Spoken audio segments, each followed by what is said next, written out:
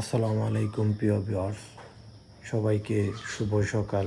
প্রিয় ভিউয়ার্স, আমরা চলে আসলাম আজকে গাজীপুর জয়দেবপুর শহরে।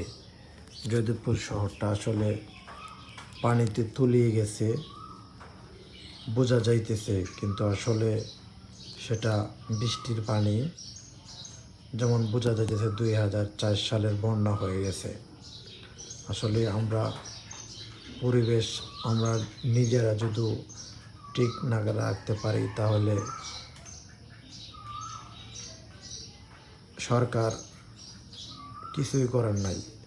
আমরা পরিবেশ নিজেরটা বজায় না রাখার কারণে আজকের দিন এই অবস্থা। কারণ আমরা সব ময়লা টয়লা যা আছে সব ড্রেনের মধ্যে রেখে দিই, এজন্য আর পানি যাইতে পারতেছে না, যে কারণে রাস্তার অবস্থা এরকম হয়ে গেছে।